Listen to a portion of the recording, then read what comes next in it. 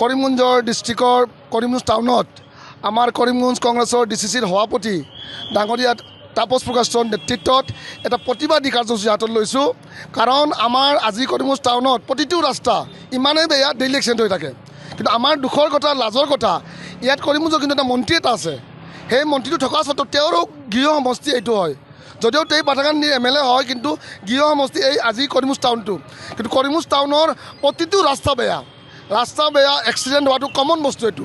আজি সেইকাৰণে আমি আজি কি কৰিলোঁ, কৰিমগঞ্জ ডিচিচিৰ তাপস প্ৰকাশৰ নেতৃত্বত এটা আমি প্ৰতিবাদ কাৰ্যসূচী হাতত লৈ আজি আমি প্ৰতিবাদ কৰিলোঁ। ইয়াতে আমাক বিভাগীয় কৰ্তৃপক্ষ আহিছিলে, লগত পুলিচ প্ৰশাসন আহিছিলে। তেওঁলোকে কথা দিলে যে আমি 7 দিনৰ সময়সীমা দিছোঁ ঠিক কৰি দিম বুলি।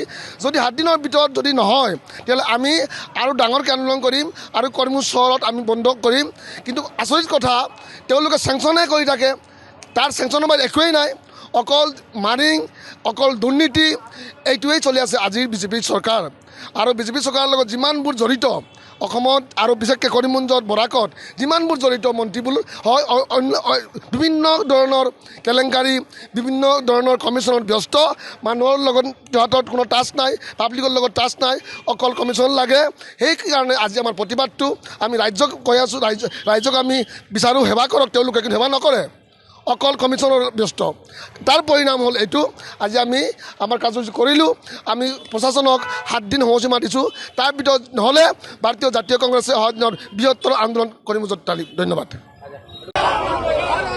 জাতীয় কংগ্রেস জিন্দাবাদ, জাতীয় কংগ্রেস জিন্দাবাদ। রাস্তা মেরামত করতে হবে, ভারতীয় জনতা পার্টি মুর্দাবাদ, ভারতীয় জনতা পার্টি মুর্দাবাদ, ভারতীয় জাতীয় কংগ্রেস জিন্দাবাদ, ভারতীয় জাতীয় কংগ্রেস জিন্দাবাদ। আজকে আমরা একটা